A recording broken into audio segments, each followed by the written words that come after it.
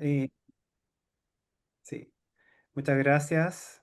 Y antes de comenzar, voy a dejarlos con el señor director del Instituto de Estudios Judiciales, señor Javier Mora, quien es además magistrado de los tribunales laborales de Valparaíso. Señor Javier Mora, le doy la palabra para que dé la bienvenida a este seminario. Muchísimas gracias, Sergio. En nombre del Instituto de Estudios Judiciales, quiero saludarles el día de hoy, saludar especialmente a nuestros expositores, a don Claudio Castillo, ¿verdad? Quien es director. eh, es director nacional del Servicio Nacional, claro, porque estamos acostumbrados a reducir su nombre, entonces es mejor decirlo tal cual es, ¿no? Director del Servicio Nacional de Protección Especializada a la Niñez y la Adolescencia, ¿verdad? Y a la profesora Daniela Jalufe, quien es abogada, académica y doctora en Derecho y magíster en Metodología de la Investigación Jurídica. Por la Universidad de Zaragoza en España. Ambos son expositores de altísimo nivel que conocen todos, ¿verdad? Los entretelones, los derroteros, el camino laberíntico que tuvo que seguir esta legislación para modernizar una institución tan bonita, pero a la vez tan urgente de abordaje pronto por parte de todos los operadores del sistema de justicia, ¿no? Jueces, abogados, consejeros técnicos, funcionarios.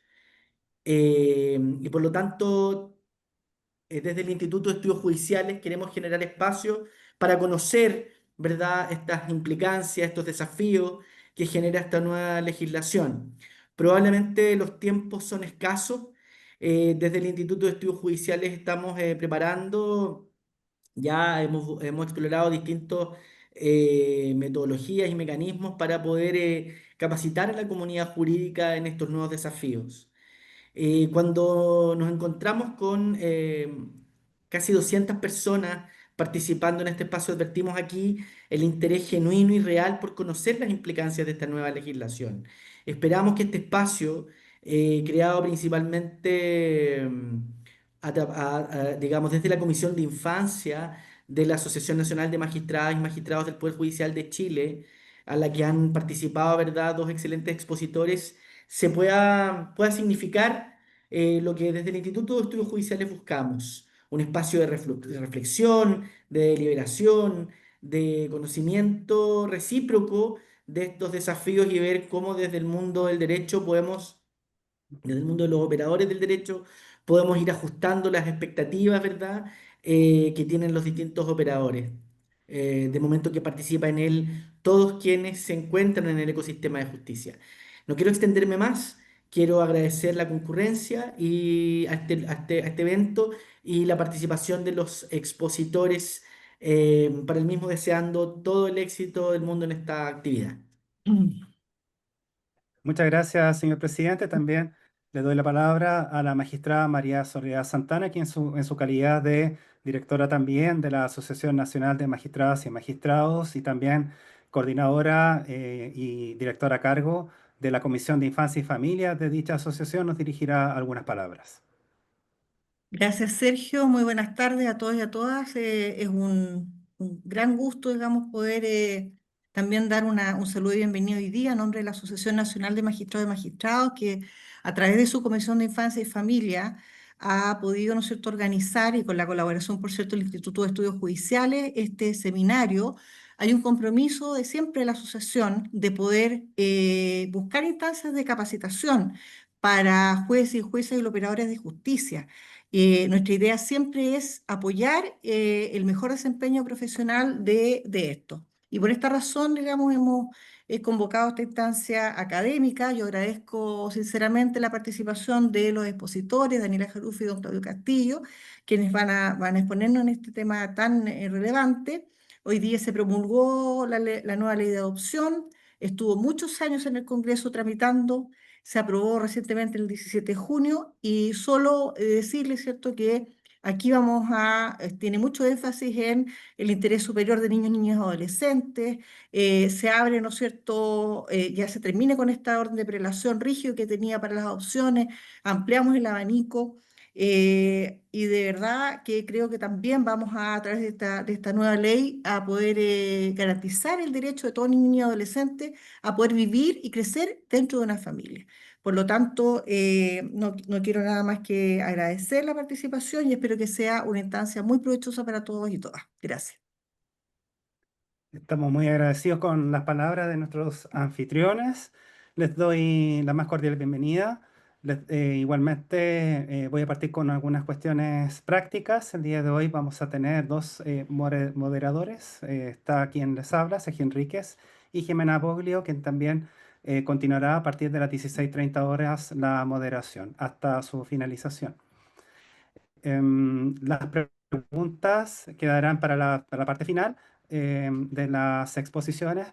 Partirá en las exposiciones la doctora Daniela Jarufe Contreras, quien también ya la ha introducido, ¿cierto? El presidente, don Javier Mora. Ella es doctora en Derecho y magíster en Metodología de Investigación, convención en Derecho de Familia y Persona por la Universidad de Zaragoza. También es académica de la Facultad de Derecho de la Universidad de Talca. Y le continuarán las exposiciones don Claudio Castillo, director nacional del Servicio Nacional de Protección Especializada a la Niñez y Adolescencia. Él es también administrador público y magíster en políticas públicas de la Universidad de Chile. Cuenta con postítulos en análisis político de la Universidad de Chile y en políticas públicas de la Pontificia Universidad Católica de Chile y de la Universidad de Chicago. Tiene más de 18 años de experiencia laboral. Trabajó en los ministerios del Interior y Seguridad Pública, Desarrollo Social y Familia y de Salud. Y también fue consultor de UNICEF, CEPAL, el Banco Mundial en materias de políticas sociales e infancia y ha sido docente e investigador en las universidades de Santiago y Universidad Central. Em, Como ya lo decían nuestros anfitriones, que esta es una reforma de la máxima relevancia para los tribunales de familia. 11 años de espera para que celebremos esta reforma. Necesitamos urgentes capacitaciones, instancias como estas son muy relevantes. Estamos muy contentos por esta convocatoria y sin más, le doy la palabra a nuestra primera exponente. Profesora, tiene toda nuestra atención. Perfecto. No sé si se me escucha bien. Se escucha perfecto. Muy bien. Muy buenas tardes a todos, a todas. Estoy impresionada la cantidad de gente que hay conectada. Aparecen 240 en este minuto, lo que da cuenta precisamente de la importancia que tiene este tema, que todos estábamos esperando el gran día, ¿no es cierto?, que ha llegado hoy de la promulgación de la nueva ley de reforma integral de la adopción.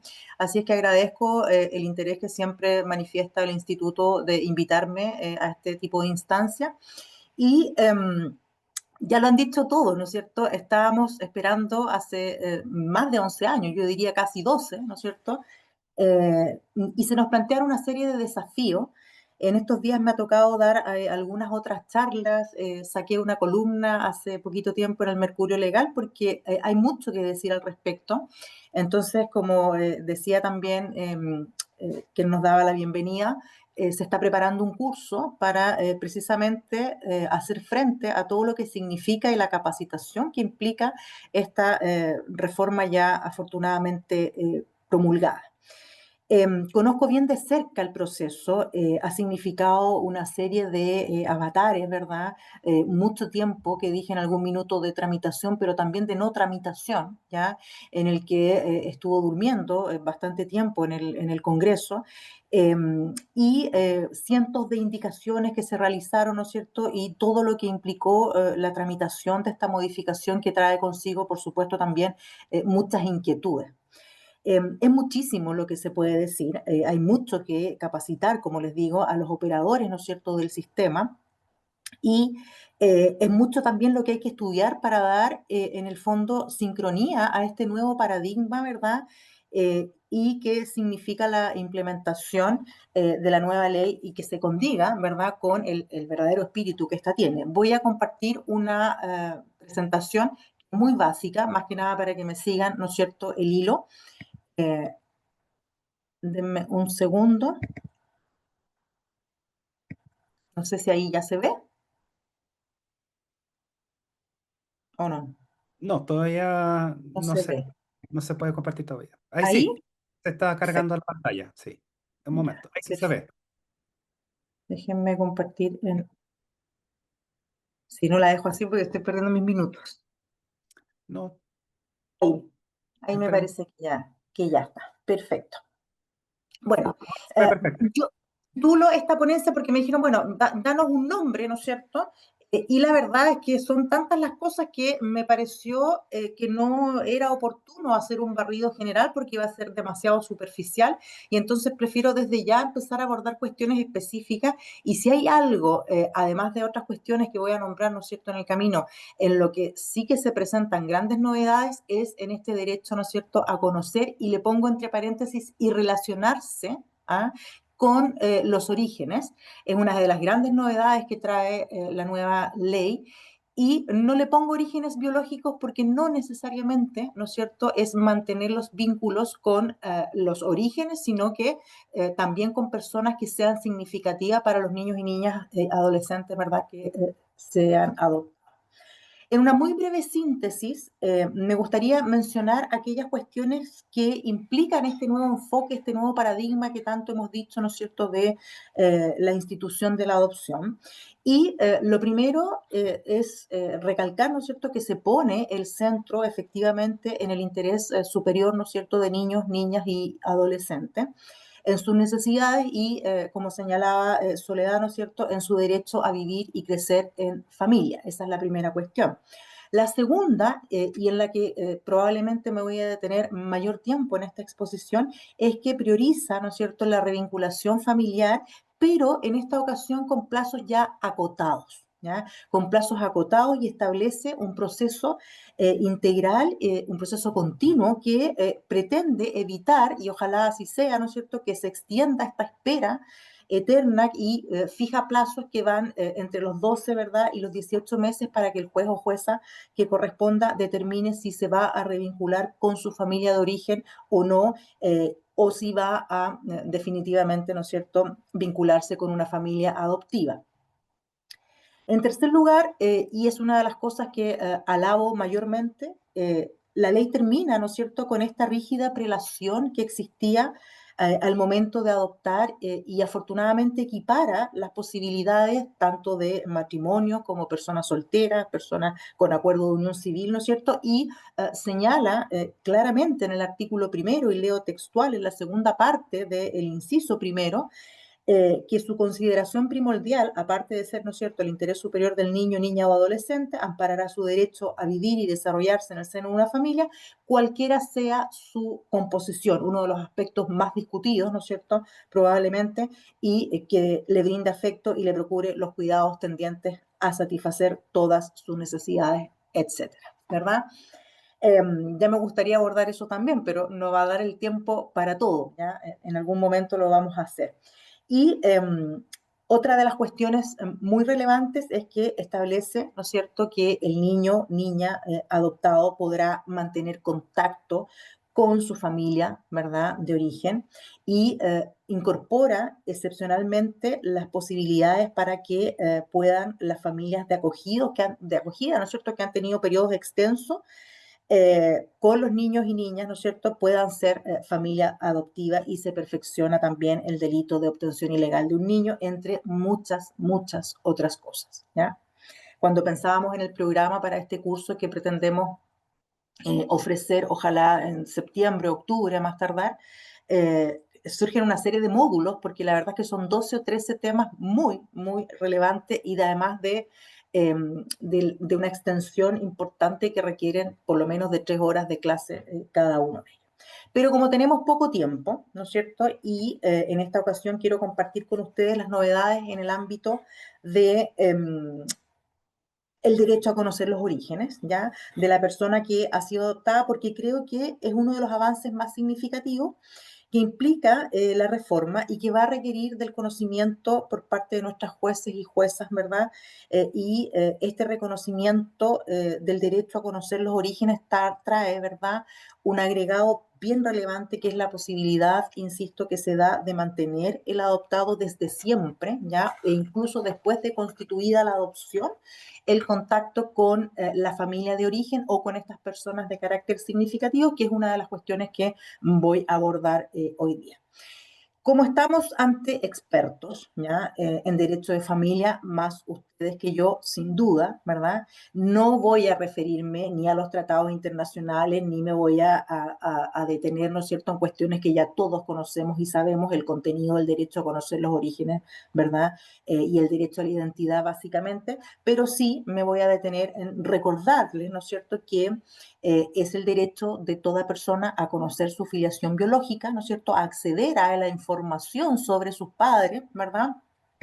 Y sobre su ascendencia, y ese derecho se fundamenta sin duda en la dignidad humana y en la necesidad de conocer la propia historia personal, ¿no es cierto?, y familiar.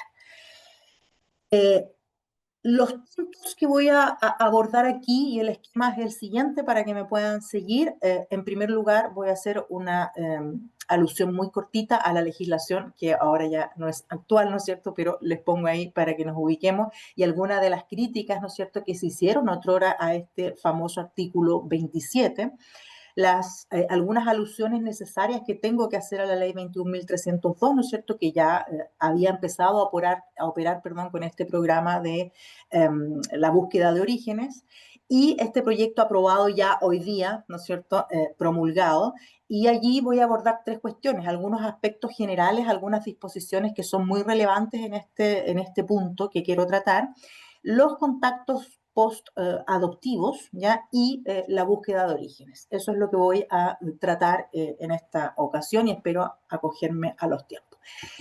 Teníamos, bueno, artículo 26 y artículo 27, ¿no es cierto?, de la ley 19.620, y puse el 26, era el 27 aquí. Y lo que existía, ¿no es cierto?, hasta la fecha era que la Dirección Nacional, ¿verdad?, del Registro Civil iba a recibir los antecedentes, ¿verdad?, del oficial del Registro Civil que haya practicado la inscripción que fuere, y cumplida esa diligencia, la dirección los iba a enviar, ¿verdad?, al Archivo General de Registro Civil e Identificación, quienes los iban a mantener bajo custodia en sección separada, decía el legislador, ¿no es cierto?, de la cual solo podía salir por resolución judicial. Y podían únicamente, ¿no es cierto?, otorgarse copias de la sentencia o de los antecedentes de adopción por resolución judicial a pedido del adoptado, de los adoptantes en su minuto o de los ascendientes y descendientes de esto, ¿verdad?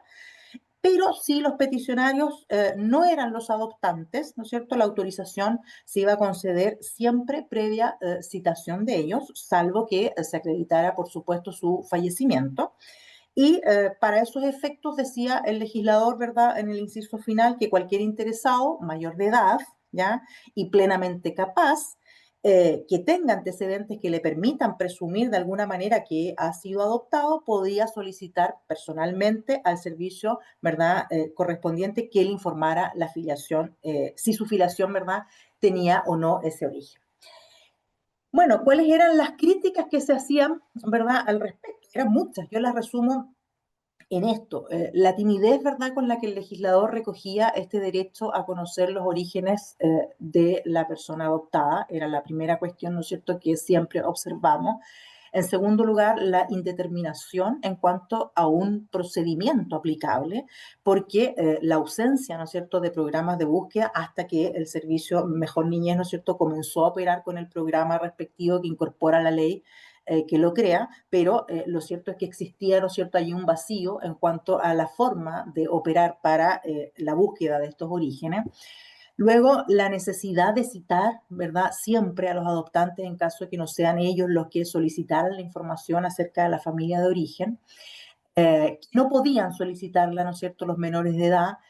La ruptura absoluta con los vínculos de origen, y este es un tema que abordamos muchas veces en cuanto a lo pertinente o no de haber suprimido la adopción simple, ¿verdad?, en nuestro ordenamiento jurídico, con todas las problemáticas que eso significa respecto de niños que efectivamente no están ya en situación de romper los vínculos de manera absoluta con la familia de origen, y cuestiones como las que señalaba, por ejemplo, el artículo 26, y aquí sí es el artículo 26, ¿no es cierto?, en cuanto a, por ejemplo, que si no coincidían, ¿verdad?, las fechas de ser adoptadas dos o más personas, debían acomodarse de alguna manera, ¿no es cierto? Y lo mismo respecto de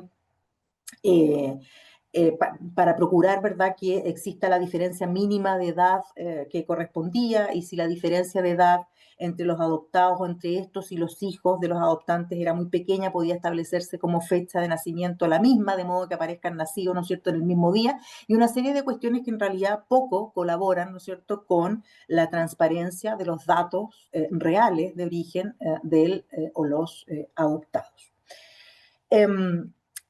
Trajo consigo la ley 21.302. Bueno, aquí básicamente, ¿no es cierto?, tenemos el artículo 25, que señala que va a corresponder, ¿no es cierto?, y voy a decir el servicio lisa y llanamente porque si no se alarga mucho, ¿no es cierto?, la línea de acción de la adopción y de toda actividad, ¿no es cierto?, que tenga por objeto procurar al niño, niña o adolescente una familia, cualquiera sea su composición, que le brinde, ¿verdad?, afecto y le procure los cuidados tendientes a satisfacer sus necesidades vinculares y materiales cuando ello no pueda ser proporcionado por su familia de origen. Los programas, ¿verdad?, en esa línea comprenden un conjunto de actividades destinadas a resguardar el derecho del niño, niña o adolescente a vivir en familia, cualquiera, insisto, sea su composición. Y allí una serie de indicaciones, ¿no es cierto?, que da el artículo 25, a los que no voy a hacer alusión en este minuto.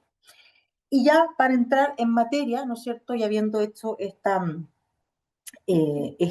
antecedente, ¿qué es lo que trae el proyecto, ahora ya ley, ¿no es cierto?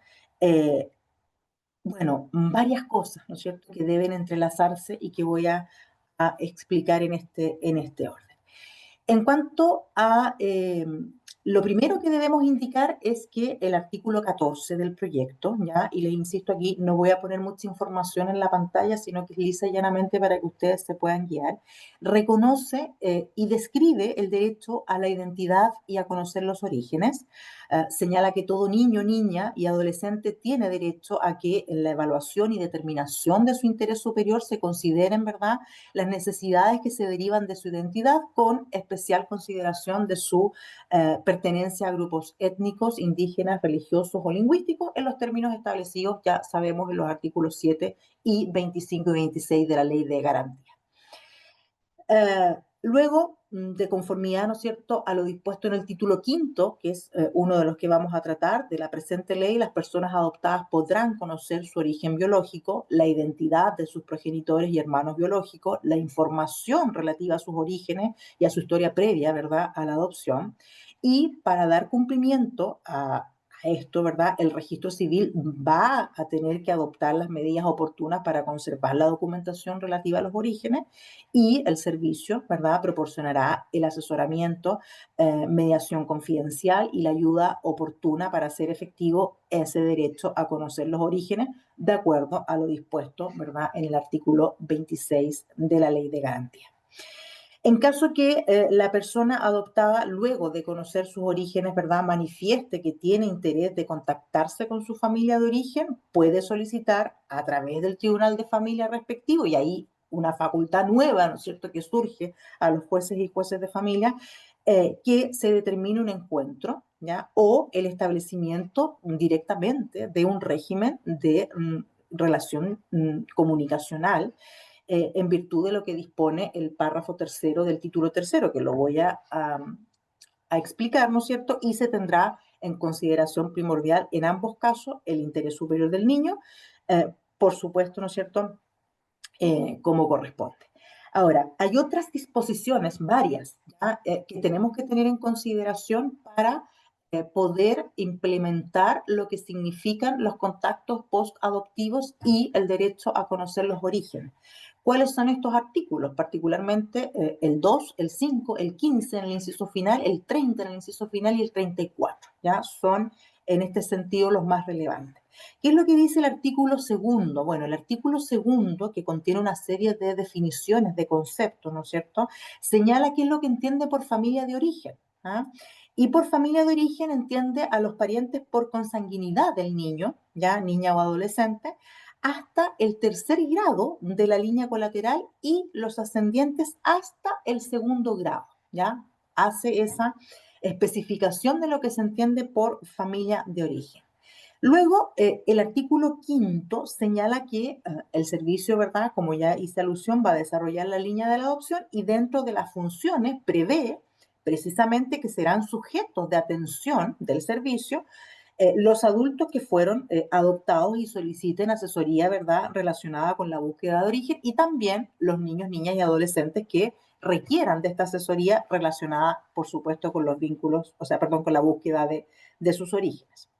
¿Qué es lo que nos dice el artículo 15, inciso final?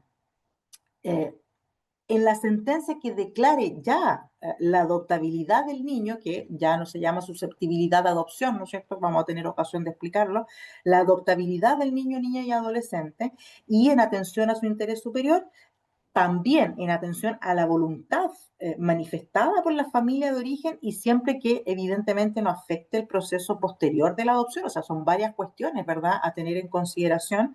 El tribunal puede, ¿ya? El tribunal puede establecer un régimen comunicacional provisorio entre el sujeto, ¿no es cierto?, de adoptabilidad y los miembros de su familia de origen, el que va a tener que ser tomado en consideración luego en el procedimiento de adopción, ¿no es cierto?, para efectos de los establecimientos de estos contactos, ¿verdad?, denominados post-adoptivos. Como se dan cuenta, hay muchos detalles, ¿no es cierto?, muchas cosas a las que hay que poner atención.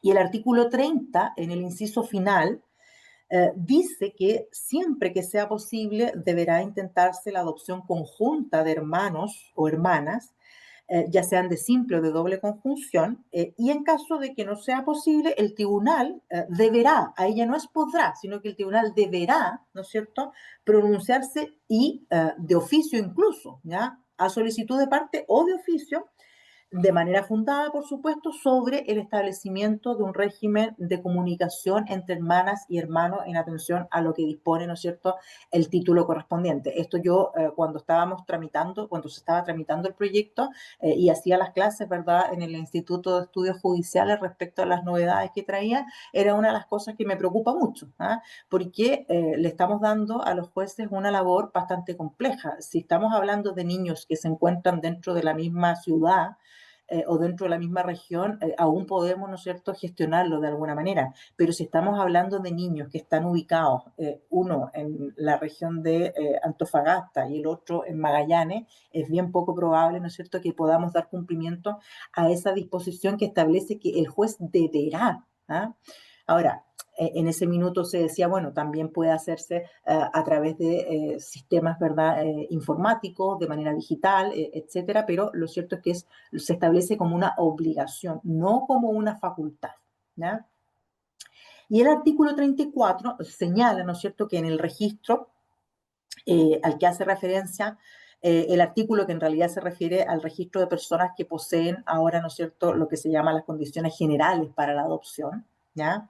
Se va a dejar constancia sobre la opinión de los solicitantes acerca de la posibilidad de que se establezca este contacto post-adoptivo, ¿no es cierto?, con las personas que correspondan, que ya les voy a decir quiénes son. Y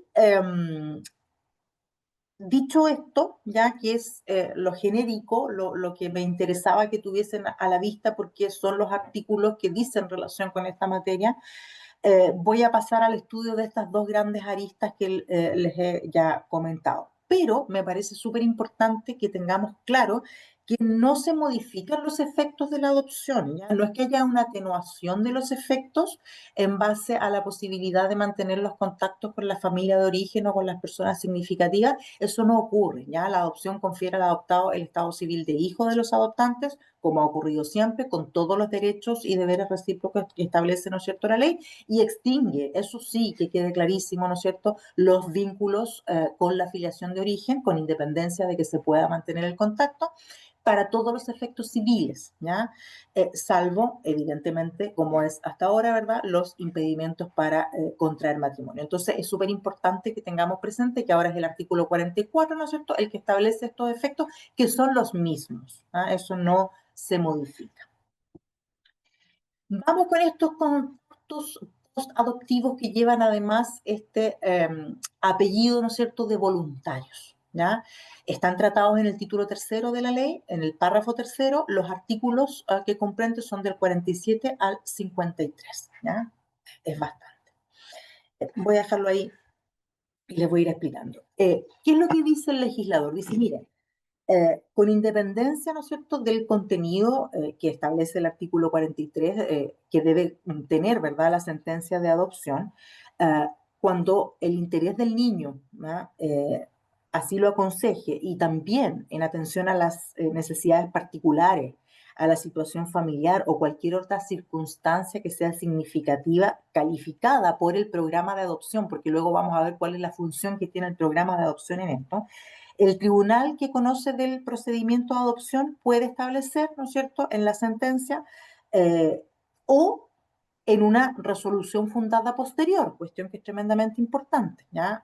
Una resolución fundada posterior que sea dictada con arreglo, ¿verdad?, al procedimiento que está regulado en el párrafo tercero del título cuarto de la ley que crea los tribunales de familia, y allí va a establecer las condiciones para que se mantengan contactos post-adoptivos entre el adoptado y uno o más personas determinadas. Hay ciertos supuestos para que esto proceda, ¿ya? Vale decir, hay ciertos requisitos, ¿no es cierto?, para que se mantengan, ¿no es cierto?, los contactos post-adoptivos con los hermanos de simple o doble conjunción, con los ascendientes o personas significativas, ¿ya? Personas significativas, así lo dice el legislador, con los cuales haya convivido, ¿no es cierto?, familiarmente, o sea que podrían ser también la familia de acogida, ¿ya? Si el niño, niña o adolescente lo solicita, ¿no es cierto?, por sí o a través de su abogado, o el programa, ¿no es cierto?, lo solicita.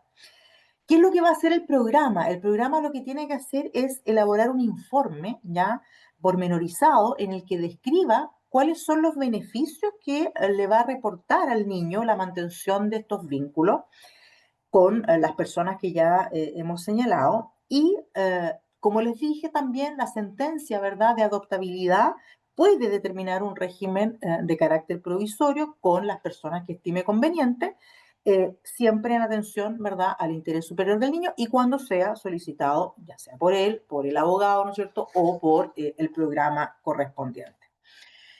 Solamente el programa ya puede proponer al juez el plan de establecimiento de los contactos post-adoptivos, ¿ya? Esa es la legitimación activa, está establecida en el artículo 49 y además, que es tremendamente importante, tienen que haber consentido a ese contacto la o las personas, ¿verdad?, adoptantes, por un lado, la familia de origen, ¿ya? O los hermanos consanguíneos o personas significativas, ¿no es cierto?, según sea el caso, ¿ya? Por eso es que tiene este apellido de carácter voluntario. Ahora, el artículo 50 nos hace una diferenciación entre el artículo 50 y el 51. Tenemos la diferenciación entre si estos contactos post-adoptivos se solicitan en conjunto con la solicitud, valga la redundancia, de adopción, o si se solicitan realmente de manera posterior a la adopción, ¿ya? Que es importante esa diferencia, porque si se solicitan conjuntamente con la adopción, el programa, ¿no es cierto?, va a proponer el procedimiento o el establecimiento de condiciones para que se mantengan estos contactos postadoptivos, y para esos efectos va a presentar, ¿no es cierto?, este informe en los términos que ya señalamos, que deberá ser tenido, por supuesto, en consideración al momento de dictar la sentencia.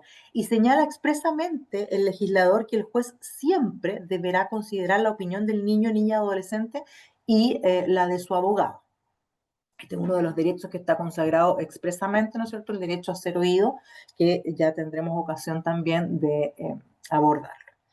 En cambio, si la solicitud se presenta de manera posterior a la adopción, es decir, si la persona adoptada, luego de conocer sus orígenes, ¿ya?, con arreglo a lo que señalamos en principio en el artículo 14, manifiesta interés en tomar contacto con su familia de origen, puede solicitar, ¿ya?, y es a través de un procedimiento no contencioso, por lo tanto, de conformidad a las reglas contempladas, ¿no es cierto?, en el título tercero, en el párrafo tercero del título cuarto de la ley 19.968, a través del Tribunal de Familia del domicilio del adoptado, que se determine un encuentro o un establecimiento de régimen comunicacional, Y la evaluación y la determinación de lo que significa en este sentido el interés superior se va a realizar de conformidad a lo dispuesto en la ley de garantía. Y se considera dentro de las circunstancias específicas la opinión de los progenitores, la opinión de la familia de origen, de los padres o madres adoptivos, ¿no es cierto?, los representantes legales de quien o de quien lo tenga, ¿no es cierto?, legalmente a su cuidado. Y el tribunal, en la resolución que admita a tramitación esta solicitud, debe notificar al programa, ¿no es cierto?, de búsqueda de orígenes y al servicio para que se haga parte en la causa y también, por supuesto, a la familia de origen. Ahora, en caso de que se acoja la solicitud de mantener estos contactos posadoptivos de carácter voluntario, ¿no es cierto?, que sin duda es a través de una sentencia, el tribunal tiene que establecer en esa misma sentencia las condiciones para que estos se desarrollen. Y por supuesto que no puede contravenir, ¿no es cierto?, las obligaciones y los derechos que significan la relación entre el niño y su familia adoptiva, ¿verdad? Ahora, agrega el legislador a estos contactos postadoptivos la obligación de un control periódico y también la posibilidad de que se modifiquen estos contactos, ¿no es cierto?, una vez que ya se hayan empezado a ejecutar. Por lo tanto, señala que durante los 2 primeros años, ya que se encuentre ejecutoriada la sentencia, el programa deberá remitir al tribunal informes periódicos que den cuenta de estos contactos posadoptivos, como han funcionado, por cierto, y en el mismo periodo se puede proponer ya sea mantenerlos o modificarlos, ¿no es cierto? Y se puede aumentar o disminuir el plazo de seguimiento por orden del tribunal en consideración a las circunstancias particulares, ¿no es cierto?, de cada uno de los casos. Ahora, el adoptado, o sea, perdón, las personas adoptantes o el adoptado y las personas que hayan accedido a estos contactos posadoptivos pueden solicitar siempre la finalización de los mismos con motivos fundados, ¿no es cierto?, al tribunal. Y por último, en atención a esto que me gustaría seguir, pero no se puede, ¿no es cierto? Todas estas personas significativas que, insisto, pueden o no ser la familia de origen, pueden solicitar al tribunal que dictó la sentencia, ¿no es cierto?, que constituyó la adopción en cualquier momento hasta que el niño, niña o adolescente cumpla la mayoría de edad, el establecimiento de esos contactos posadoptivos. O sea, no es necesario, ¿no es cierto?, que se inicien de manera simultánea con la adopción y también pueden darse, ¿verdad?, de manera posterior y hasta el cumplimiento de la mayoría de edad, con las mismas reglas, ¿no es cierto?, que ya les he señalado. Y reitera el legislador que se requiere el consentimiento, por supuesto, de los niños, ¿verdad?, y de todas las personas que estén involucradas. Y teniendo ese consentimiento, incluso el tribunal podrá, ¿no es cierto?, resolver de plano. Eso muy así, a grandes rasgos de lo que significan estos contactos postadoptivos, que es una figura absolutamente nueva, ¿no es cierto?, para nosotros y que sin duda significa un tremendo desafío a la hora de poder establecer quiénes son esas personas significativas, si efectivamente es o no beneficioso, ¿verdad?, para el niño, niña o adolescente mantener esos contactos, el seguimiento que esto significa, ¿no es cierto?, y la revisión que tendrá que hacer el tribunal cada 2 años, ¿verdad?, de estos contactos posadoptivos, las modificaciones que se puedan ocasionar, ¿verdad?, y también la solicitud que se puede hacer en este largo lapso de tiempo, ¿verdad?, que es hasta el cumplimiento de la mayoría de edad, que considero que significa un gran desafío para los jueces y juezas de nuestro país. Y luego, ¿no es cierto?, en el título quinto, de manera, me hubiese gustado un poquito más detallada, ¿no es cierto?, pero luego les voy a contar que el Tribunal Constitucional ha dicho algo ya respecto de esto, el 22 de julio recién pasado. Aparece, ¿no es cierto?, este título quinto, que en realidad solo en los artículos 66 y 67, ¿verdad?, establece la conservación de información, de comunicación y búsqueda, ¿no es cierto?, de los orígenes, que sin duda ¿no es cierto? Esto se explica de alguna manera porque ya no está esta reserva absoluta, ¿no es cierto?, de los orígenes y por tanto muchos de los que han sido adoptados van a tener, ¿verdad?, este contacto postadoptivo y por tanto esto se reduce significativamente, ¿no es cierto?, en atención a lo que hoy día tenía. ¿Qué es lo que dicen estos artículos básicamente? El artículo 66 se refiere a la información sobre la adopción y señala, ¿no es cierto?, haciendo alusión al artículo 26 de la Ley de Garantía que establece precisamente ese derecho a tener una identidad, ¿verdad?, desde el nacimiento. Señala que toda persona, y allí agregamos algo muy importante, ¿no es cierto?, que independientemente de su edad, ya no solamente siendo mayores de edad, sino que cualquiera, ¿no es cierto?, cualquiera sea su edad, puede solicitar al registro civil que le informe si su filiación es o no resultado de una adopción. Y con independencia de ese resultado, toda persona también puede en búsqueda, ¿no es cierto?, de su identidad biológica, ser asesorada por el programa de adopción para dar con sus orígenes y el Estado, a través del registro civil, debe garantizar, ¿no es cierto?, que va a conservar la información relativa a la identidad de la familia de origen y demás antecedentes vinculados a la adopción, que en eso no se modifica gran cosa.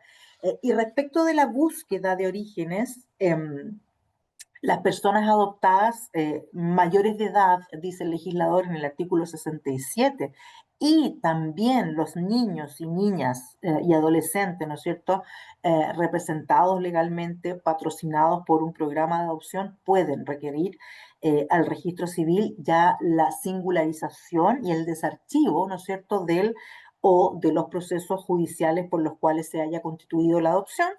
Y en caso de no estar disponible la representación legal respecto del niño, ¿no es cierto?, el programa de adopción va a solicitar al tribunal del domicilio del solicitante, ¿no es cierto?, la singularización y el desarchivo de los correspondientes procesos judiciales. Esa solicitud debe ser tramitada de conformidad a lo establecido en el párrafo tercero del título cuarto, evidentemente, de la ley que crea los tribunales de familia.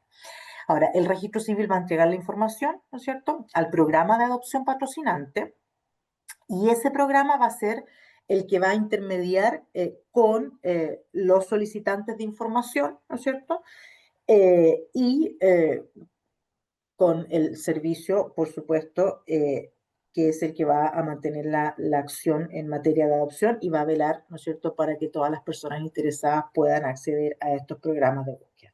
Ahora, el programa de adopción debe informar a las personas que deseen adoptar, y esto es importante, en el proceso de evaluación ya de personas aptas para, con condiciones generales, dice el legislador, para la adopción, debe informar que em, debe orientar a sus hijos, ¿no es cierto?, en el ejercicio de todos sus derechos, incluido el de acceder a la información de origen, y por lo tanto las personas adoptantes deben comprometerse a informar a los niños, niñas y adolescentes que su filiación fue producto de un proceso de adopción. Va a estar inserto, ¿no es cierto?, en este certificado que se va a otorgar, de acuerdo, por supuesto, a su autonomía progresiva y en función del derecho que tiene a conocer los orígenes.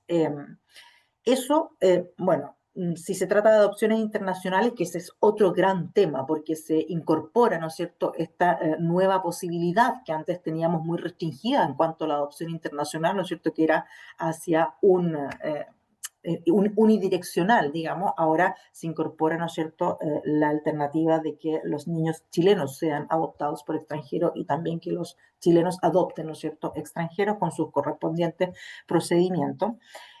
Pero si se trata, en este caso, particularmente del derecho a conocer los orígenes, por supuesto que va a poder intervenir la autoridad competente del estado de recepción, ¿no es cierto?, que actuó como intermediario, y va a haber un reglamento que va a ser expedido por el Ministerio de Desarrollo Social y de Familia, que también va a ser suscrito por el Ministerio de Justicia y Derechos Humanos y que va a regular el procedimiento necesario para garantizar, ¿no es cierto?, este debido proceso y el acceso a los antecedentes de la adopción.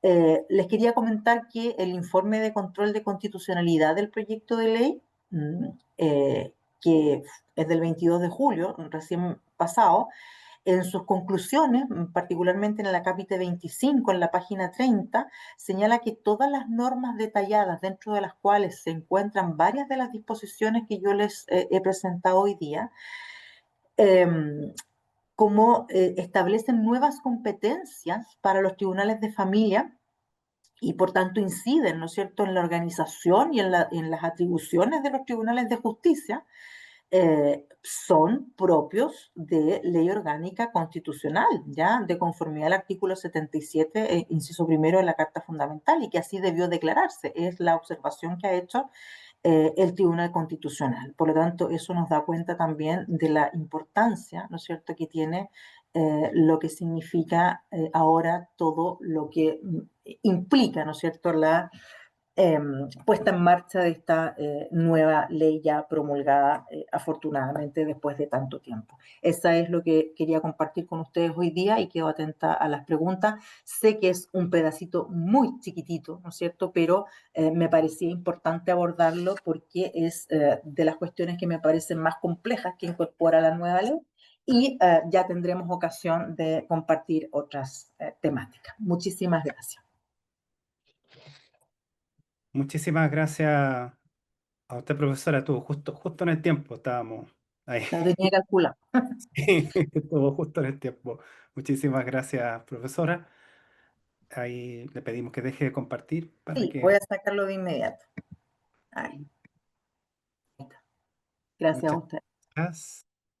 Y bueno, como ya les habíamos anticipado, las preguntas las estamos anotando, ¿cierto? Estamos ahí con todas las preguntas. Hay muchísimas preguntas, van a quedar muchas pendientes, no hay duda, pero la verdad es que este es un tema abrumador, como la verdad es que han sido todas las reformas que nos han venido como cual haciendo la alegoría, ¿cierto? Cual seguidilla de olas, ¿cierto? Cadena de olas que nos vienen en justicia de familia, ¿cierto?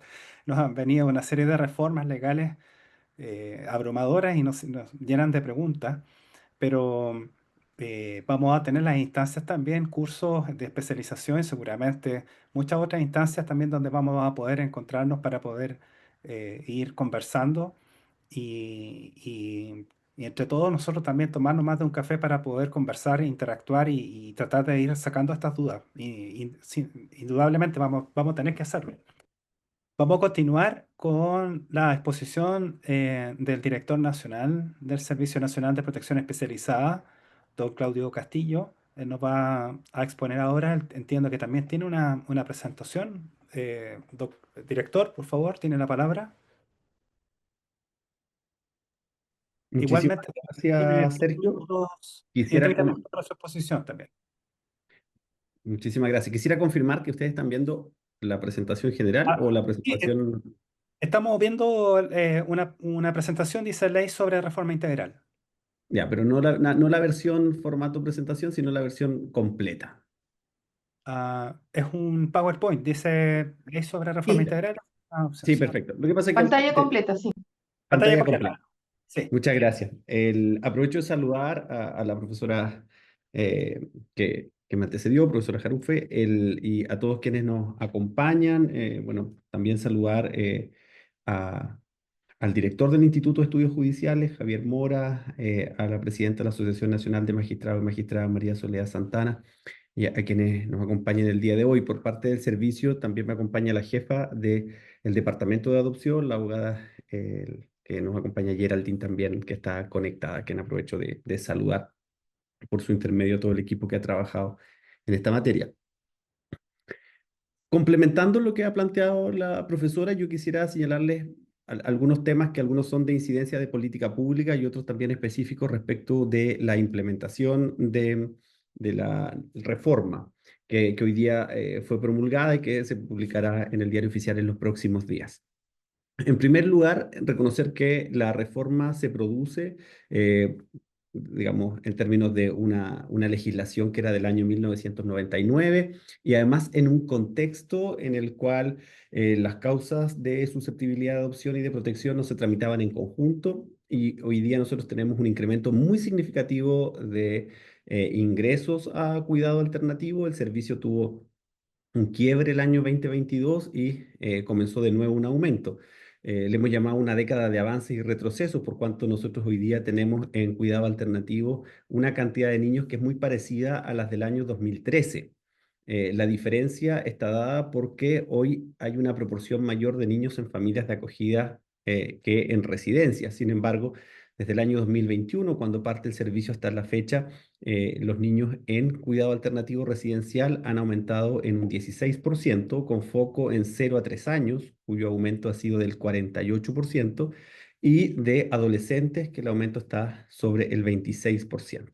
Es decir, además tenemos un sistema de protección especializada que está al límite en general y colapsado, sobrepasado en ciertas partes del país. Hay regiones en las que el sistema de verdad está completamente sobrepasado, en los que nuestra lista de espera para atender a niños, niñas y adolescentes en cuidado alternativo es altísima y además no hay necesariamente interés de colaboradores acreditados por hacerse cargo de esa respuesta.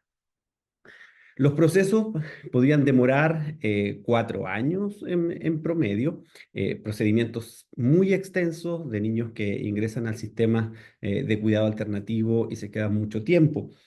Sin ir más lejos, nosotros tenemos un análisis respecto de lo que llamamos las largas permanencias en cuidado alternativo. Y a diciembre del año pasado, de los 14.251 niños que estaban en cuidado alternativo, 4.004 tenían larga permanencia, es decir, tenían más de 18 meses en cuidado alternativo. Si uno mira el corte de diciembre a junio de este año, logramos bajar a un 18%, bajó de 4.004 a 2.600, que es una baja del 10% en larga permanencia de estos mismos niños, y a nivel general de los 14.660 que a junio estaban en cuidado alternativo, el 26%, que corresponde a 3.832, llevaban 18 o más meses en cuidado alternativo. Por lo tanto, tenemos que, junto con procedimientos muy extensos en materia de adopción, tenemos también una sobrecarga del sistema de cuidado alternativo y una cantidad importante de larga permanencia. Estamos hablando que 1 de cada 4 niños que se encuentra en cuidado alternativo lleva 18 meses o más en régimen de cuidado separado de su familia. Había una ausencia de regulación respecto del proceso de intervención familiar, lo que implicaba que no se disponían de las salvaguardias procesales para evitar que las intervenciones se eternicen. Esto no promueve la desinstitucionalización, que es lo que debiéramos buscar bajo la lógica del interés superior de niños y niñas, y ciertamente se genera una incerteza jurídica, tanto para los propios niños como su familia. Y por último, tenemos una carencia en la regulación y fiscalización de colaboradores. Se hace necesario poder armonizar lo que implicaba la ley de adopción del año 99 con las leyes 21.302 y la 20.032 actualizada, en cuanto se había eliminado la figura de los coadyuvantes, se aumentaban los estándares para los colaboradores acreditados, así como, por ejemplo, la nueva ley establece la exigencia de que un colaborador tenga experiencia mínima de 3 años en la ejecución de la línea de acción de la adopción, u otras, además con el requisito de que no debe haber tenido una sanción con infracciones graves en los últimos 2 años previos a su acreditación. Entonces, esto también viene a regular de mejor manera, porque hoy día sí existe la figura de organizaciones de la sociedad civil que tienen respuesta en materia de adopción, pero que no están sujetos ni a la regulación ni a la fiscalización del servicio. Entonces, esto viene también la nueva legislación a establecer un marco de que sí o sí es el servicio el encargado de regular y fiscalizar a cualquier colaborador que implemente programas en materia de adopción. Los principales cambios de la ley, la profesora algo ya planteaba, pero no está de más recordarlo, que esta reforma pone en el centro el interés superior de niños, niñas y adolescentes. Se busca absorber la discusión judicial de modo que exista una sola causa tramitada ante un mismo tribunal con el objetivo de centrarnos en las necesidades de protección de esos niños, niñas y adolescentes. Se determina un tiempo máximo de intervención de acuerdo con las necesidades de ese niño y su familia. Esto permite además priorizar la revinculación familiar con plazos acotados en términos de evaluar si efectivamente esa revinculación familiar genera o no los resultados esperados en términos de vínculo y también mirar las capacidades de cuidados que tiene o no esa familia. Bueno, se termina con la prelación al adoptar, que también lo planteaba la profesora, que hacía una diferencia respecto de la conformación del tipo de familia y también nacionales y extranjeros. Simplifica el trámite entonces con una sola causa y consagra el derecho a la identidad biológica, estableciendo la posibilidad de contacto post-adoptivo, que también ya la profesora se ha referido con detalle. Y por último, incorpora algo que nosotros habíamos regulado a través de una circular de menor jerarquía, que era una resolución exenta del servicio, la número 39 del año pasado, respecto a establecer la excepcionalidad, pero que exista, de que familias de acogida puedan ser familias adoptivas.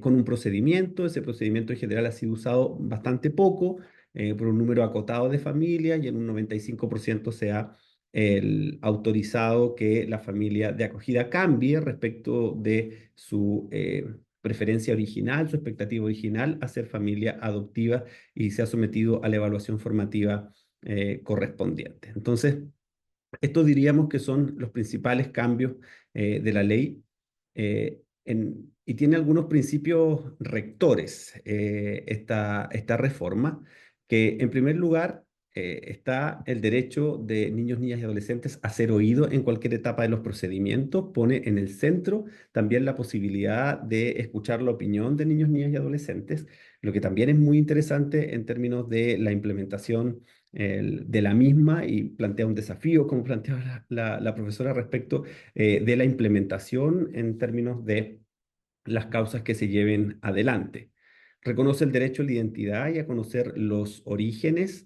Ahí yo tengo que plantear que nosotros como servicio hemos vivido una explosión de solicitudes respecto de búsqueda de orígenes.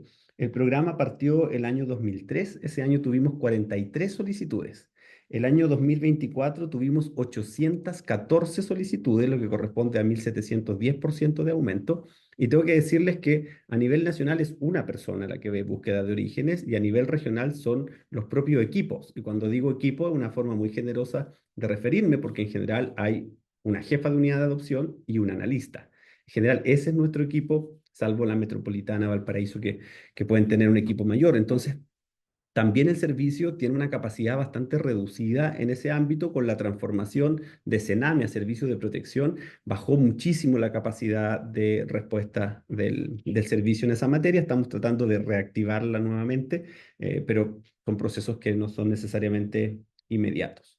La mayor parte de los requerimientos de búsqueda de orígenes se encuentran cerrados administrativamente, y hay un tercio de aquellos que todavía están en proceso.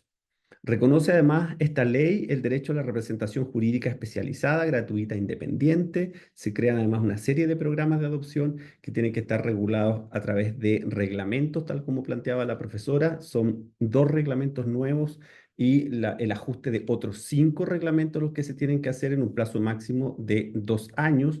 Sin embargo, hemos recibido el mandato del presidente de avanzar lo más rápido posible en la dictación de estos reglamentos. Estamos ya trabajando en aquello. Nosotros como servicio colaboramos en el proceso, dado que la función reglamentaria está entregada al Ministerio de Desarrollo Social y Familia a través de la Subsecretaría de la Niñez. Y hay algo bien importante también que tiene que ver con que el derecho de los niños, niñas y adolescentes es también no solo a ser oídos, sino también a ser informados, y esta información tiene que ser en un lenguaje claro y sencillo.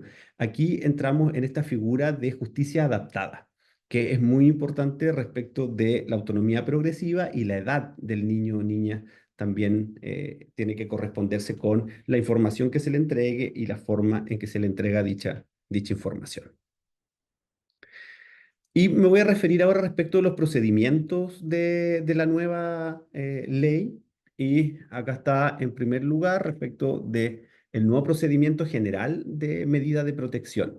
¿Y a qué nos referimos principalmente? Que cuando se ingresa a cuidado alternativo, es decir, en la causa en que se dicta la medida de separación, se prepara el trabajo con la red familiar, entonces comienza este trabajo con la familia conocida, también la búsqueda de parientes y adultos significativos, como plantea la ley. Y de dictarse o confirmarse por sentencia una medida de cuidado alternativo residencial o bien con una familia de acogida externa, se inicia en ese acto en la etapa de revinculación y fortalecimiento familiar. Este es un plazo de 12 meses, que es lo que establece la legislación. Sin embargo, podría este extenderse, como planteaba la profesora, hasta 18 meses si es que el niño o niña adolescente ingresa o vuelve a reingresar a cuidado alternativo. Por lo tanto, se podría extender hasta por 6 meses más el proceso de revinculación familiar. Establece entonces que hay audiencias de revisión, máximo cada 3 meses para poder revisar los avances.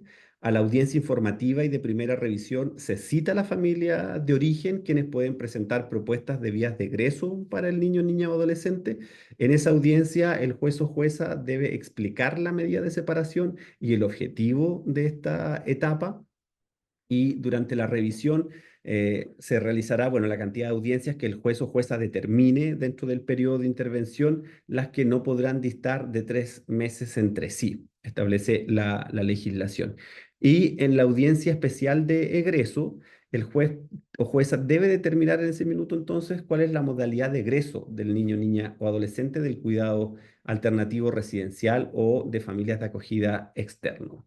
Este cambio procedimental significa entonces que pasamos de un procedimiento muy enfocado en probar las inhabilidades parentales a uno enfocado en las necesidades de cuidado de ese niño, niña o adolescente, para lo cual se tiene que trabajar con la familia.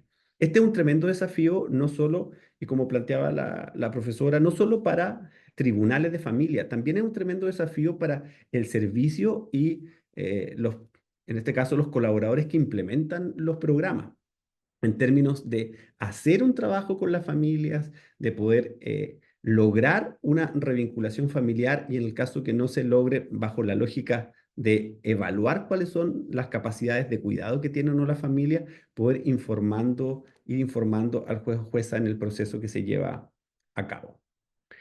Eh, Respecto del procedimiento de adopción, acá tenemos entonces que el inicio de la causa y la solicitud de cuidado personal preadoptivo. Luego viene la audiencia preparatoria en la que se puede decretar el cuidado personal preadoptivo, y está la audiencia de juicio en la que se dicta la sentencia o se difiere.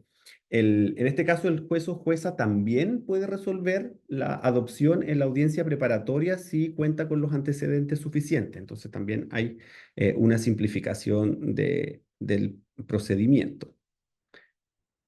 El otro que quería presentarles tenía que ver el procedimiento de contactos post-adoptivos. Esto es a solicitud, que puede ser a petición del niño, niña o adolescente, o del abogado del niño o niña, o de la abogada, y del programa de adopción con la solicitud de adopción. O sea, hay 3 formas de iniciar el procedimiento de contactos post-adoptivos. Luego se revisan los antecedentes para su determinación, que debe incluir un informe detallado con la propuesta de contacto, y ahí está el desafío de a quienes se determina como parte de esta red de contactos post-adoptivos. Luego viene el proceso de la sentencia de adopción, que también tiene que determinar los contactos post-adoptivos, y hay un plazo de 2 años con informes periódicos para realizar el seguimiento a los contactos post-adoptivos. Es decir, acá también se establece un nuevo mecanismo de seguimiento respecto de dichos contactos, y ese también es parte de la transformación que tiene que hacer el servicio en su oferta programática. Respecto de la adopción por integración, establece que la solicitud se presenta de manera conjunta entre el padrastro o madrastra del hijo o hija y su pareja, es decir, la madre o padre biológico según corresponda. Se debe acreditar el abandono de 2 años del otro progenitor, se debe demostrar la convivencia de 5 años con el niño, niña o adolescente, y el padrastro o madrastra solicitante debe poseer el certificado de contar con las condiciones generales para la adopción, que es un nuevo certificado que emite el Servicio de Protección y que tiene que estar regulado en uno de los reglamentos de la ley. Respecto de la sesión voluntaria. Este requerimiento puede ser de la progenitora o de ambos progenitores. Se puede solicitar durante la gestación o hasta los 18 meses de edad del niño o niña. Hay una audiencia preliminar en la que se manifiesta la voluntad y una audiencia de ratificación donde se espera que se ratifique la voluntad, se escucha al otro progenitor si existe en caso de que se hubiese iniciado solo por requerimiento de la madre. Se incorpora un informe sobre acompañamiento y en esta misma audiencia se puede declarar la adoptabilidad. Entonces también hay una simplificación del procedimiento para la sesión voluntaria, lo que nos permitiría avanzar mucho más rápido, pensando además en el contexto de realidad en el que nosotros hemos visto un aumento de ingresos a cuidado alternativo de recién nacidos. Los últimos años han sido más de 300 por año que han ingresado durante los primeros 28, 29 días de vida a cuidado alternativo. Entonces tenemos también un aumento de ingresos de recién nacidos y por lo tanto hay un trabajo que tenemos que hacer, eso lo digo como paréntesis, pero tenemos que hacer un trabajo respecto de el levantamiento de riesgos preconcepcionales, porque el ingreso de recién nacido en general se da por negligencia grave, abandono, violencia, abuso. Entonces tenemos que levantar esas alertas asociadas sobre todo al consumo problemático de alcohol y drogas y el consecuente efecto con el síndrome neonatal por consumo. Entonces ahí tenemos un trabajo también de política pública que tenemos que hacer y la sesión voluntaria es un trabajo que nosotros deberíamos desarrollar en conjunto con la atención primaria y los hospitales para poder ofrecer la alternativa cuando, por ejemplo, una mujer determina que hay un conflicto con la maternidad en el proceso de gestación.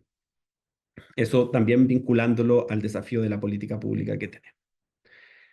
Respecto de quiénes pueden adoptar, se ajustan y se actualizan parte de los requisitos, también pensando en la expectativa de edad que hoy día existe en Chile y el cambio demográfico de la misma. Los requisitos son tener entre 25 y 70 años, aquí hay un aumento de la edad, que la diferencia sea entre 20 y 52 años con el niño, niña y adolescente, poseer este certificado de condiciones generales para la adopción, que es el que va a emitir el servicio de protección y que va a estar regulado en un reglamento y no haber cometido delitos contra niños, niñas y adolescentes. Hay un listado bien largo de delitos que se detallan respecto de los cuales se genera una cierta inhabilidad entonces para poder postular a la adopción. Y excepcionalmente, entonces se establece también que los guardadores que han sido familias de acogida y han tenido a su cargo el niño, niña o adolescente por un tiempo ininterrumpido de al menos 18 meses y cumplen con los requisitos, también pueden cambiar entonces su expectativa de familia de acogida a familia adoptiva. Esto igual es bien importante porque establece la posibilidad legal, le da un marco legal a un procedimiento que nosotros como servicio habíamos activado por la vía de los hechos. Sin embargo, mantiene la figura de la excepcionalidad. Es decir, lo que nosotros también muy transparentemente les planteamos a la familia es que cuando tienen que postular a la evaluación formativa, tienen que decidir si quieren un acogimiento temporal o efectivamente su expectativa es ser una familia adoptiva. Y por lo tanto, ser familia de acogida no es una preparación o no es un ensayo para, sino que son dos expectativas distintas y ese es un trabajo importante que hacemos con la familia al minuto de que presentan su interés. Respecto del procedimiento para búsqueda de orígenes, la profesora algo ya mencionó. Toda persona puede preguntar si su filiación es resultado de una adopción. El registro civil digamos, tiene la posibilidad en el caso de que se trate de una persona mayor de edad o que tenga una representación legal o la autorización de los padres, el servicio de registro civil de identificación puede, singularizando la causa, desarchivarla y entregarle los antecedentes. Y en los casos en el que se trate de menores de 18 años que no tengan representación legal o que, por ejemplo, sus padres adoptivos no estén de acuerdo, podría iniciarse patrocinado por el programa de adopción para poder hacer la solicitud ante el Tribunal de Familia para requerir el desarchivo de su causa. Esto viene a regular de mejor manera lo que nosotros teníamos hoy día como proceso de búsqueda de orígenes y además incorpora la posibilidad de los menores de 18 años. Nosotros tenemos un trabajo con además la policía de investigación en que se activa en aquellos casos en que la filiación no corresponde con la declaración que hace la persona y por lo tanto se podría iniciar un proceso de investigación bajo sospecha de que la adopción se produjo en condiciones irregulares. Si una persona adoptada con posterioridad desea mantener contactos posadoptivos, dice la nueva legislación que deberá iniciar un procedimiento ante el juzgado de familia de su domicilio para solicitarlo. Eso también es una materia que queda regulado en esta nueva legislación. Respecto a la adopción internacional, eh, se establece que solo el Servicio de Protección podrá realizar procesos de adopción internacional, solo procede con estados que sean parte del Convenio de la Haya o bien con algún país respecto de los cuales nosotros tengamos tratado internacional. Crea esta posibilidad que la profesora también planteaba respecto de que Chile podrá ser estado de recepción. Eso implica entonces que los residentes en el país podrán adoptar a niños, niñas y adolescentes que estén residiendo en el extranjero y establece también como requisito que los organismos extranjeros deben estar autorizados para actuar como intermediarios de adopción internacional. Y eso, entonces, hay una cierta asimilación respecto de lo que nosotros hacemos sobre la acreditación de colaboradores, en este caso, respecto de reconocer una autorización para estos organismos internacionales. Hemos hecho un trabajo con ellos también para explicarles cuál es la nueva legislación nacional que les rige, que esta armonización que planteábamos en términos tanto de la ley del servicio, la ley de garantías y también la ley de financiamiento. Y sobre la adopción internacional también se mantiene el seguimiento de los contactos posadoptivos como una responsabilidad del servicio de protección. Nosotros el año pasado no tuvimos adopciones internacionales, los años anteriores habíamos tenido, principalmente con Australia y con Italia. Y respecto de algunos avances que nosotros esperamos respecto de la implementación de la ley, todavía falta una serie de detalles sobre los que tenemos que hacer la regulación, porque, por ejemplo, se crea la figura del registro de personas que poseen las condiciones generales para la adopción. Eso hoy día no existe como registro único, así de formal, entonces por lo tanto también nos viene a ordenar la forma en que trabajamos en general con los procesos de adopción. Pero la ley en general lo que busca es la restitución oportuna del derecho a vivir en familia. Creemos que todos estamos relativamente de acuerdo en el que el espacio de cuidado, cariño y contención debe ser una familia y que ojalá el paso por el cuidado alternativo residencial sea lo más corto posible. Y, y ahí yo sé que, y tal vez ustedes más que yo, estamos en el día a día respecto de situaciones que son bien extremas en términos de la violencia de la que están siendo objeto niños, niñas y adolescentes. Pero los espacios de cuidado alternativo residencial en general hoy día es un espacio en el que se hacen los mejores esfuerzos, pero es muy difícil poder responder a las necesidades de cuidado que tienen, sobre todo, me voy a referir a los adolescentes, que luego de una trayectoria de desprotección llegan a cuidado residencial con, digamos, mucho daño, si uno lo mira desde la perspectiva del trauma complejo, con expresiones de violencia muy fuertes y que por lo tanto hace que sea muy difícil además la intervención que se realiza. Entonces, restituir oportunamente el derecho a vivir en familia creemos que pone un énfasis en la respuesta que debe dar el país, sobre todo partiendo por niños en primera infancia, pero luego avanzando hacia segunda infancia, preadolescentes y adolescentes. Garantizar que el interés superior de los niños ni adolescentes sea lo primordial y no necesariamente pensar en el derecho de las familias, que eso también ha sido un tema bien recurrente en el debate de la legislación. Reconocer el derecho a la identidad, a ser oído y a la representación legal para los niños ni adolescentes, escuchar su opinión también es bien clave. Hemos ido avanzando como país en esas materias y es bueno que la legislación lo considere. Luego, ampliar las alternativas de familias adoptivas al eliminar el orden de prelación, reconociendo distintas conformaciones familiares, Nosotros tenemos la experiencia en familias de acogida, en el que hemos podido ampliar la capacidad de respuesta de familias de acogida externa a través de una composición diversa de familias. Hablamos de familias monoparentales, de hermanos, no solo el, eh, parejas, digamos, sino que también hemos ido innovando respecto de quienes pueden ser familias de acogida y ha sido una muy, muy buena experiencia en ese sentido.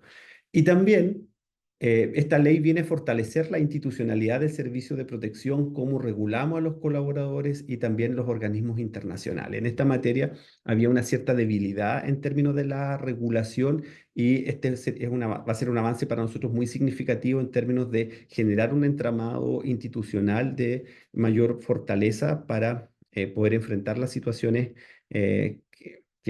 digamos, a veces entrampan también el proceso de la adopción. Y que yo quería finalizar planteándole algunos, ahí está, algunos temas que tienen que ver con las acciones del servicio respecto a la implementación de la nueva ley. Nosotros estamos apoyando en la redacción de los nuevos reglamentos y la actualización de los otros, sobre todo por la creación de una serie de programas asociados a adopción y los ajustes que tienen que ver incluso en los mecanismos de pago. Hoy día en nuestra oferta de programas, el PRI es el programa de acompañamiento a niños con familia alternativa, que es antes, durante y después, está asociado a la línea de intervenciones ambulatorias de reparación. Nosotros creemos que debiera quedar ordenadamente en la línea de adopción. Sin embargo, hay aspectos que pueden ser a lo mejor administrativos, pero que en la línea de intervenciones ambulatorias de reparación, el aporte financiero es mayor que si lo pasamos a la línea de adopción. Entonces necesitamos ajustar también el esquema de financiamiento para que no disminuya el financiamiento que reciben estos programas, que hay 13 y hay 3 regiones en el país que no tienen este programa el día de hoy. Por lo tanto, estamos trabajando en apoyar la dictación de los nuevos reglamentos y la actualización de los otros. Además, nosotros tenemos que generar las orientaciones técnicas respecto de los nuevos programas de adopción, del cual hemos hecho varias menciones y que tienen una responsabilidad importante en todo el proceso, incluso en la activación respecto de algunas acciones novedosas que tiene la ley. Nosotros hemos planteado la necesidad de aumentar las capacidades de las direcciones regionales para responder a la implementación de la nueva ley. Estamos en la fase final de incorporar 16 nuevos abogados, un abogado por región dedicado exclusivamente a la adopción. O sea, levantamos un perfil de abogados especializados en adopción. Nosotros teníamos abogados especializados en protección y ahora incorporamos esta figura para que se dediquen exclusivamente a aquello. Esto, entre otras cosas, porque hay situaciones complejas. Nosotros levantamos a fines del año pasado una línea de base y del total de los niños declarados en abandono en cuidado alternativo residencial, el 10% tenía inicio de causa de susceptibilidad. Entonces, obviamente que ahí tenemos un desafío importante respecto de iniciar el proceso y una de las respuestas es poder generar mayor capacidad en nuestros equipos de las unidades de adopción. Esperamos el próximo año seguir reforzando nuestras unidades de adopción y que al menos haya una dupla en cada región. Esto con el objetivo de disminuir los tiempos de tramitación. Hemos planteado también internamente que necesitamos darle prioridad a estos procesos en las largas permanencias, en el levantamiento de información, la revinculación familiar. O sea, incluso antes que se implemente la ley, nosotros tenemos que dar una prioridad en términos de disminuir los tiempos de tramitación y nosotros tenemos que hacer todo lo que esté a nuestro alcance como servicio y con nuestra red de colaboradores. Vamos a fortalecer el programa Búsqueda de Orígenes. Tenemos ahora 2 personas trabajando en el programa. A través de un proyecto estamos avanzando en un sistema de información que nos permita responder de mejor manera, pero claramente todavía estamos muy, muy al debe respecto de este aumento explosivo y no tenemos la capacidad de hacer el acompañamiento integral que deberíamos. Por lo tanto, esperamos que podamos seguir reforzando el programa Búsqueda de Orígenes, considerando que ahora incorpora a los menores de 18 años. Y lo otro en lo que estamos es que el servicio tiene hasta el año pasado tenía 4 en 4 regiones. Este año inauguramos la de Chillán, las unidades de familia, que son las unidades de evaluación formativa para la adopción y el acogimiento. Y de aquí a fin de año nosotros vamos a inaugurar 7 nuevas unidades de familia, de manera que vamos a terminar el año con 12 unidades de familia, desde Antofagasta hasta Los Lagos. Lo que esperamos y hemos solicitado para el presupuesto del próximo año, para los extremos, Arica y Parinacota, Tarapacá, Aysén y Magallanes el próximo año, pero esperamos que en el resto del país tener todas las regiones con unidades de familia, de manera de también fortalecer la evaluación de familias, tanto para el acogimiento temporal como familias adoptivas. Y en ese marco de fortalecimiento, también estamos diseñando un mecanismo formal de certificación de los equipos, tanto del instrumento, el EFI, que es el que usamos en Chile, como de un proceso de formación autoinstruccional, teórica y práctica, con un proceso de pasantía también dentro del país, de manera que estos equipos queden certificados para poder hacer la evaluación de las familias, considerando la necesidad urgente que tenemos de ampliar familias para el acogimiento y para la adopción. Entonces, estas son parte de las acciones que nosotros hemos ido levantando, si uno quisiera decir como complementarias o adelantándonos a la implementación de la nueva ley de adopción. Por cierto que siempre uno desearía que los recursos fuesen mayores para poder tener una mayor capacidad de respuesta. Mañana nosotros vamos a presentar un modelo de cuidado alternativo para primera infancia integrado. Lo que estamos tratando es que las residencias de lactantes puedan ir transitando también a programas de familia de acogida. Es decir, tener una capacidad de respuesta, dado este aumento tan impactante de un 48% de niños pequeños que estamos teniendo en residencias y el aumento de recién nacidos. Creemos que tenemos que fortalecer ese esfuerzo, y además en las próximas semanas vamos a lanzar una campaña comunicacional que esperamos sea de alto impacto para poder tener más familias de acogida como respuesta y tratar de disminuir los sobrecupos que tenemos en el modelo residencial. Entonces, les queríamos compartir esto respecto del diseño. Hay aspectos que todavía no están totalmente cerrados y que tienen que ver con los reglamentos. Digamos, la ley establece los marcos generales. Nosotros en el reglamento estamos viendo también, por ejemplo, cómo se va a implementar el transitorio respecto de la aplicabilidad sobre niños, niñas y adolescentes que hoy día están en cuidado alternativo residencial o externo, respecto de en qué minuto se activan los 12 meses como plazo máximo.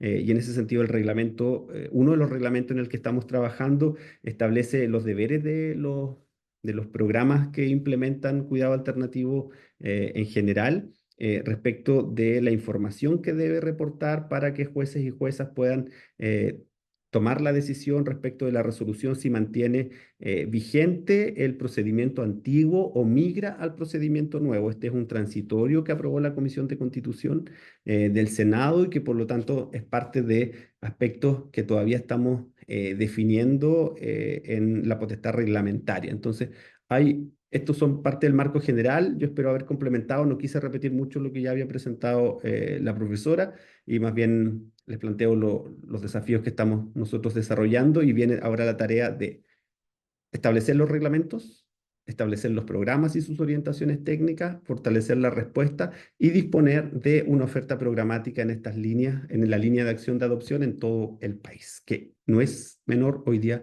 es un tremendo desafío. Muchas gracias, Sergio. Muchas gracias. Ahora, yo soy Jimena, estoy relevando a Jimena, Sergio en la moderación. Muchas gracias, director, por la exposición. Ahora vamos a comenzar con las preguntas. Como indicábamos hace un momento, las preguntas se escribieron en el chat. Son varias preguntas muy interesantes. Voy a tratar de agruparlas para que la mayor cantidad de dudas se pueda contestar. Y voy a partir con la profesora Jarufe. Y le voy a formular las dos preguntas de inmediato.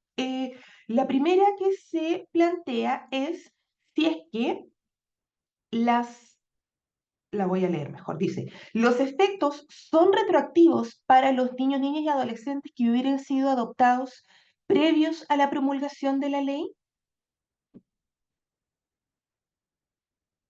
Y en segundo lugar, te las voy a formular de manera unívoca única, perdón, para que las puedas contestar. Y es una serie de preguntas que yo denominé como efectos del contacto post-adopción. Colegas preguntaban qué pasa si estos contactos post-adopción entorpecen la adaptación del niño con la familia adoptiva. ¿Qué pasa si la familia adoptiva se niega a que exista este contacto, no está de acuerdo con este contacto? ¿Y qué pasa si es que la familia de origen fue un agente vulnerador de derechos que justamente derivó en la declaratoria de adoptable? Esas son las preguntas que formuló Daniel. ¿Las contesto ahora? Sí, por favor. Sí, perfecto. A ver, respecto a la primera pregunta, la encontré una súper buena pregunta porque me lo pregunté yo también, ¿no es cierto?, cuando estábamos estudiando esta nueva ley y no dice nada el legislador al respecto. Lo único que señala, ¿no es cierto?, son en las disposiciones transitorias lo relativo a los procesos que están pendientes al momento de que empiece a regir la nueva ley, ¿no es cierto? Y lo que ocurre con las adopciones según las leyes anteriores, que es un poco más o menos lo mismo que había ya en la ley anterior, por lo tanto no dice nada al respecto, cuestión que me parece tremendamente relevante y creo que ahí nos caímos con el proyecto. Y lo segundo, si entorpece, si la familia adoptiva se niega y si la familia de origen fue un agente vulnerador, bueno, precisamente eh, cuando el legislador establece estos contactos postadoptivos, hay dos cuestiones que a mí me parecen muy importantes. Primero, que lo establece como una facultad, ¿ya? En el único caso que lo establece como un deber, que me parece muy peligroso, es en el caso de los hermanos, ya sea de simple o doble conjunción, que no puedan ser adoptados por la misma familia. Ese único caso es una obligación, o por lo menos así lo plantea la redacción. En los demás casos es facultativo, ¿ya? Y también establece, por lo menos en 3 disposiciones, el legislador que se va a requerir de la voluntad, ¿no es cierto?, de la familia adoptiva, ¿no es cierto?, y también de la familia de origen y del niño. Por lo tanto, ahí hay otro eh, límite, de alguna manera, ¿no es cierto?, a estos contactos postadoptivos. Entonces, claro, allí considero que se da una responsabilidad tremenda tanto al servicio, ¿no es cierto?, como a los tribunales para poder determinar en qué circunstancias efectivamente esto podría ser, ¿verdad?, de carácter beneficioso para el niño y pienso yo que más bien habría que implementarlo de manera muy cautelosa y más como excepción que como la regla general. ¿Ya? Porque ahí alguien ponía, ¿no es cierto?, no vaya a ser que esto vaya a significar que se desmotive más la adopción. Y claro, puede pasar, por lo tanto, yo pienso que el espíritu no es a que esto sea la regla general, sino a que esto sea más bien excepcional en aquellos casos como ocurría, ¿no es cierto?, con la adopción simple en su minuto. Vale decir, aquellos casos en los que tú tienes supuestos que es muy complejo desvincularlos de la familia de origen, cuando tienes niños ya de edades avanzadas, ¿no es cierto?, en los que ni ellos quieren tampoco desvincularse de la familia de origen, ahí me parece que sí, esta figura pudiera ser implementada, pero de lo contrario creo que hay que ser muy cauteloso. Como, porque además estamos hablando que si están siendo adoptados es porque la familia de origen muy probablemente, ¿no es cierto?, ha vulnerado los derechos de estos niños, niñas y adolescentes. Eso, en términos generales. Ok, muchas gracias, Daniela. También tengo preguntas para Claudio. También hay varias preguntas respecto de tu exposición. Eh, la primera es, respecto del despeje de redes familiares, ¿se ha consultado en qué etapa se hace ese despeje y hasta qué grado se hace la citación a la familia de origen? Y también hubo preguntas relacionadas con el acompañamiento post-adoptivo. Mencionaste en tu exposición que efectivamente el PRI era el programa que iba a llevar a cabo este acompañamiento, pero como es un programa ambulatorio, quería consultar, de acuerdo a las preguntas que se hicieron, si es que va a haber algún otro programa que sea más extenso, como por ejemplo en Derecho Comparado que señalaba una colega, que es hasta la mayoría de edad del adoptado. Y una tercera pregunta que también me pareció muy interesante de Pamela Lobos, si el tribunal competente para este procedimiento va a seguir siendo el del domicilio del niño, adolescente de la residencia proteccional, considerando que muchas veces la residencia no es el lugar en que está la familia de origen y cuesta a veces hacer un trabajo con ellos. Esas son las preguntas para Claudia. Gracias, Jimena. Sí, hay una serie de temas que nosotros lo estamos trabajando en la mesa tripartita, en que también está el Poder Judicial, porque hay algunos elementos que responden a una cierta interpretación que tiene que también hacer el Poder Judicial, algunos aspectos como los que menciona respecto de el tema respecto del domicilio, sobre los niños que ya están en cuidado alternativo, establece una regla que el juez o jueza, en base a un informe que se le presente, debe definir si es que sigue rigiendo el procedimiento antiguo o aplica el nuevo. Eso quedó en un transitorio de esa manera y por lo tanto la aplicabilidad de ese transitorio requiere una conversación también con el Poder Judicial, en tanto la Administración no puede instruir respecto de la definición que tome cada juez o jueza y por lo tanto deberemos operacionalizarlo de la mejor manera, pero creemos que eso requiere una conversación en la mesa tripartita. Respecto de hay una serie de programas nuevos que se crean en términos de adopción que ya venían creados por la ley del servicio y que la ley de adopción lo que viene a hacer ahora es dotar de mayor claridad respecto de estos programas que se tienen que generar y crear, para lo cual tenemos que tener orientaciones técnicas adecuadas al marco normativo actualizado. Lo que yo planteaba es que hoy día el PRI es parte de la línea ambulatoria, sin embargo, debiera quedar desde nuestra perspectiva en la línea de acción del servicio de adopción. Si es que hoy día se modifica tal como está, eso implica una disminución del financiamiento y por lo tanto creemos que sería regresivo y la ley de garantía establece la no regresividad respecto de derechos ya adquiridos para niños, niñas y adolescentes y por lo tanto creemos que ahí tenemos que hacer un ajuste en materia de diseño de prestación de servicio y su financiamiento. El acompañamiento está establecido en los contactos posadoptivos en un máximo de 2 años con informes periódicos. Por cierto que nosotros creemos que tenemos que avanzar en ese espacio de seguimiento. Además, se incluyen los contactos posadoptivos también con adopciones internacionales como una labor que tenemos nosotros, además desde el servicio de protección. Entonces, yo te diría que uno, respecto de nuestro desafío muy, muy de corto plazo, es tener el PRI al menos funcionando en todo el país, en todas las regiones. Ese es un tremendo desafío que tenemos y probablemente también un aumento en el inicio de las causas de susceptibilidad. Digamos, mientras todavía esté vigente la legislación actual, también va a hacer que haya más interés por parte de colaboradores de tener estos programas, porque parte de la dificultad es porque el número de niños, niñas y adolescentes es muy pequeño. Entonces, eso hace que los programas no cuenten con el financiamiento suficiente. Entonces, nuestro desafío de corto plazo es que el PRI esté en todo el país, luego actualizar todas las orientaciones técnicas de los programas que crea la ley en este marco normativo y además nosotros habíamos esperado deliberadamente que saliera la nueva ley para la actualización de orientaciones técnicas porque no tenía sentido cambiar algo que podía cambiar, digamos, hoy día con la nueva legislación. Y es cómo mejoramos también el financiamiento de la misma y el acompañamiento. Hoy día está establecido en el caso de los posadoptivos con un máximo de 2 años con informes periódicos. Y eso lo hemos conversado con el equipo de adopción. A nosotros nos encantaría poder hacer un seguimiento de largo plazo también respecto de qué es lo que pasa.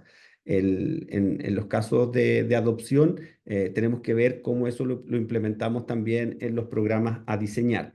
Respecto del domicilio, eso es algo que hemos estado conversando y que en definitiva creemos que va a quedar para una conversación respecto de la implementación con la mesa tripartita que incluye el Poder Judicial, dado que tenemos este artículo transitorio que establece la posibilidad de mantener procedimiento antiguo o modificar al nuevo. Por tanto, yo diría que es un tema que todavía no está completamente resuelto. Solo agregar que eh, el gran desafío que tenemos también hoy es respecto de cuando se active la revinculación y fortalecimiento, es que la implementación de los programas de revinculación y fortalecimiento también tengan como horizonte temporal de intervención los 12 meses como plazo máximo. Hoy día nosotros tenemos en general las intervenciones diseñadas a 18 meses. Entonces, el desafío es cómo nosotros nos adaptamos también en la intervención del procedimiento, en este caso asociado a la revinculación familiar, en un plazo máximo de 12 meses, ideal menos para poder definir la adoptabilidad. Entonces, ahí también tenemos un tema que las orientaciones técnicas van a tener que ajustar. Porque yo les planteaba, un cuarto o el 26% de los niños que están en cuidado alternativo están más de 18 meses. Eso también pasa porque efectivamente tenemos que poner los incentivos correctos para que se defina mucho más tempranamente si hay o no revinculación familiar. Y hay una pregunta, Jimena, que tal vez le plantearon a la profesora que tiene que ver con el desafío de los contactos posadoptivos, en el caso cuando la familia adoptiva se opone. La legislación ahí reguló que en el caso de los menores de 18 años, en ese caso se activa un procedimiento especial a través del programa de adopción respecto de que un tribunal se pronuncie respecto a la solicitud. Entonces tiene que escuchar las distintas opiniones y resolver en el marco de esa solicitud y la representación, en ese caso del niño, niña o adolescente, la toma el programa de adopción. ¿Ya? Entonces, eso sí, la legislación sí estableció qué pasaba cuando había diferente criterio de opinión respecto de los padres adoptivos y del adolescente de menos de 18 años. El caso de 18 años, obviamente, eso está regulado y tiene que hacer la solicitud respectiva. Espero haber Muy bien. contestado las preguntas. Muchísimas gracias, director. Muchísimas gracias a todos y todas por conectarse a esta interesante charla. Muchas gracias también a Daniela Jarufe. Todos los temas que aquí se han planteado son novedosos. Tenemos una ley recién promulgada y van a ir surgiendo muchas dudas mientras la vayamos aplicando, y vamos a seguir haciendo con el Instituto de Estudios Judiciales, la Asociación de Magistrados, capacitaciones, charlas, seminarios que también nos vayan orientando en este punto. Para terminar, le doy la palabra brevemente a la directora nacional a cargo de la Comisión de Infancia y Familia de la Asociación de Magistrados, Soledad Santana.